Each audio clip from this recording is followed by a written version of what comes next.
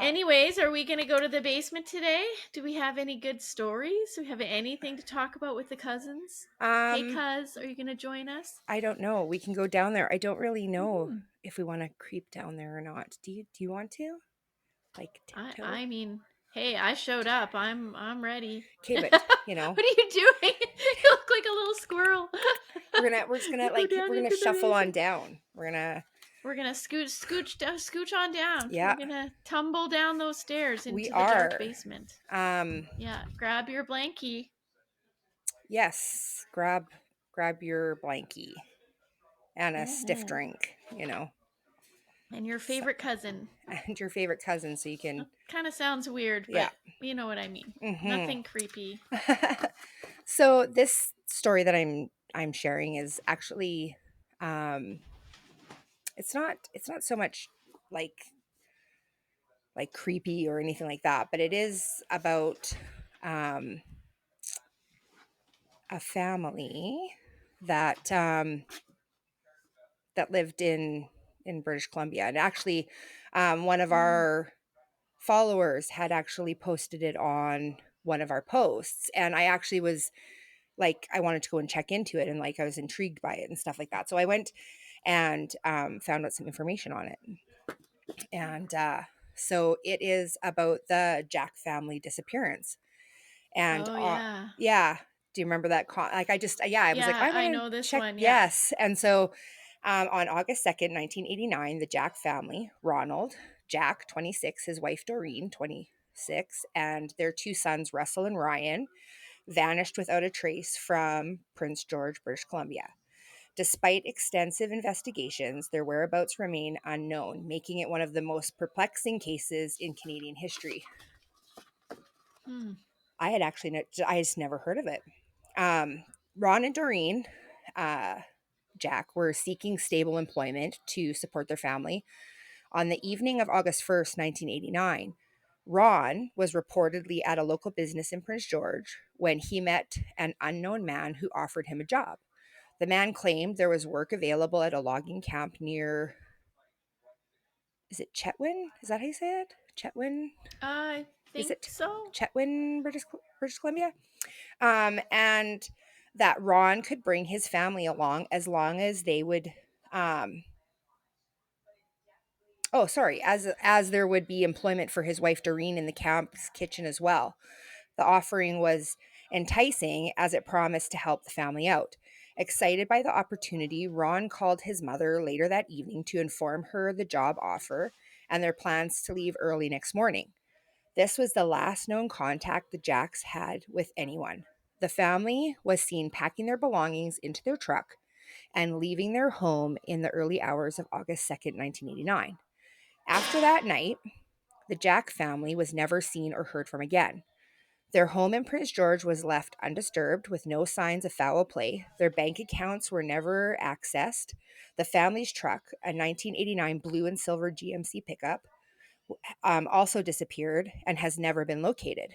The Royal Canadian Mounted Police launched an extensive search for the family, investigating the logging camps where they were supposedly heading, but found no evidence that such a camp or job had ever existed.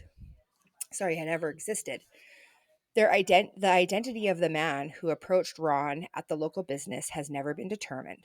Over the years, numerous theories have emerged about what might have happened to the Jack family, ranging from foul play to the possibility that they met in an accident in the remote wilderness. However, without concrete evidence, the case still remains open and unsolved. So the disappearance of the Jack family has deeply affected the community of Prince George and the surrounding areas. Despite the passage of time, this case is still actively investigated by the RCMP, and it remains one of Canada's most enduring mysteries. So that's Hmm. just like, where did they go? You know? That's yeah, it's so crazy because like four people and a truck and like the fact that the truck has never been seen, Yes.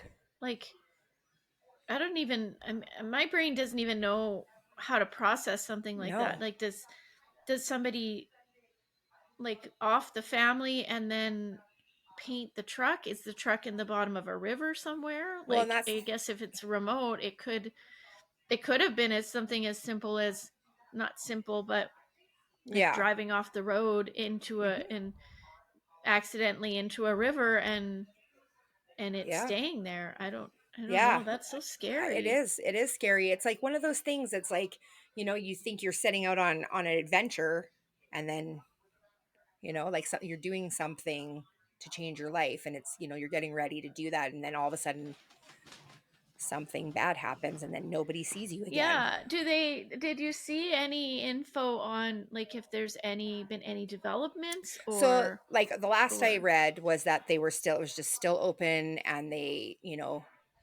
but of course over time, right? Like, leads dry up, people's memories fade, people pass away, right? Mhm. So a Yeah. lot of those things, they sort of like dissipate, and they're not there when you go to keep investigating it. But it just seems so strange. Like, somebody knows something, whether it be the Jack family or somebody who did something, right? Like, you know, Yeah. and I think it's very Yeah, well, and the unfortunate. family. I Yeah. mean, the family, that must be so awful not knowing. I mean, it's bad enough if you find out a family member has died Mhm. or worse, died in some like nefarious way, but Mhm. just to not know anything Well, and and too, your like, little grandbabies, that'd be yeah. so awful. Oh, I couldn't. I think that that's Mm. one of the biggest things that scares me is, having somebody go missing, like a not knowing, and that just Mhm. constantly being a part of your life, right? Like, that not knowing is just, yeah, like, I think it's Yeah. terrifying, and I think there is a podcast called uh um come on, what is it? I think it's called Somebody Knows Something. oh, I think okay. that's a podcast or a show, but I think it's a podcast called Somebody Knows Something. Mhm. And I think it is going through cases like that Yeah. to try to find more information or to give us more information. But Well, even yeah, just to those. drum up, like, even somebody remembering something, Mhm. or, something triggering a memory, right? It's Yeah. like, it's so important to have closure, no matter what it be, right? Like, you want to know. Well,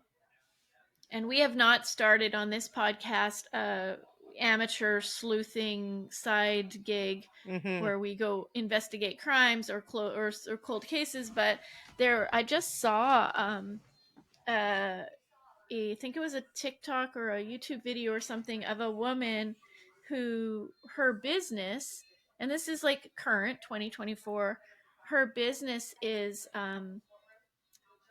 she has one of the biggest databases of missing people in Canada, and Oh, so she wow. has like maps that pinpoints and something.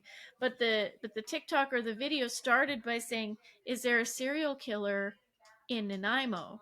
Oh, And wow. like right now, Uh-huh. and so of course I'm like, because we haven't heard anything on the news. You hear about missing people. You certainly hear a little bit. Oh, my light's possessed. I think you have a ghost in there who's like, whoosh. That just affects this one light. Yeah, that one Yeah, light, they're that's like, I'm like, here.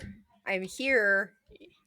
Yeah. yeah, it's also not coming back. I'm sorry. I'm just gonna have to look at my face like this. Hopefully it's not too dark. No, it's It, fine. it's just not working. Anyways, the headline was, "Is there a serial killer loose in Nanaimo?" And we do hear, it this part of Nanaimo is not that great. Yeah. There's a lot of crime and Mhm. whatever. But so she's going on, and they've pinpointed. I think it's six different women over the course of 2 years, just in this one stretch of highway or area near me. And the thing that makes them think that it might be a serial killer is the demographic of these women is very unusual. They're all established middle aged women Oh, that wow. have families, that have ties to the community, and they're just gone, and their vehicles are empty. They have no Wow. trace of what happened to these women. And she says, we really hate to use the word serial killer because very often it's not. Very often it's just sort of coincidence or Yeah. something happens. But this particular age group of women, and they're not physically, they don't all look the same. It's not like they're all blonde or they're all, Mhm. dark haired. There are differences. They're not all white. They're not all um, another another ethnicity, but they say the pattern of this many middle-aged women going just missing without a trace Yeah. is very unusual, you know. Yeah.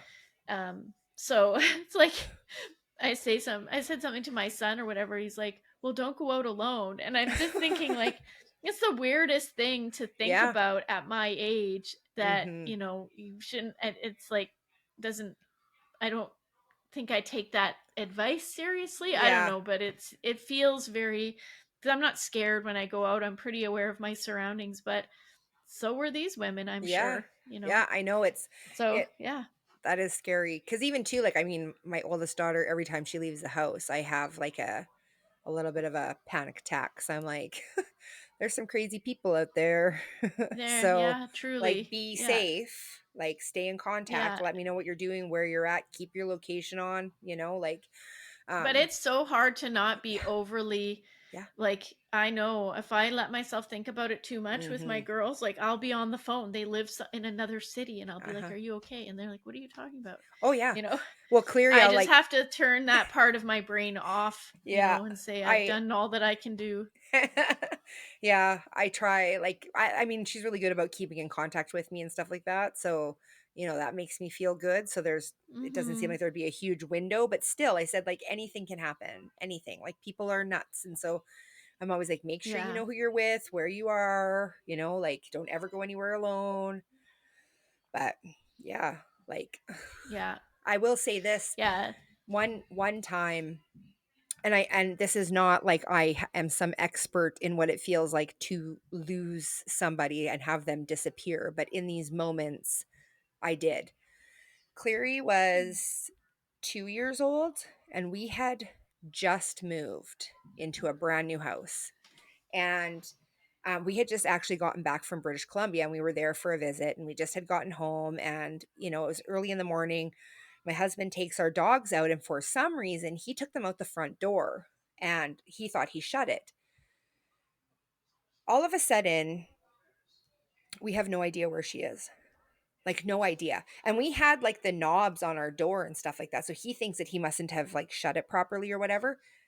But she got out. And Mm. I have never in my life felt such panic and absolutely desperation and alone.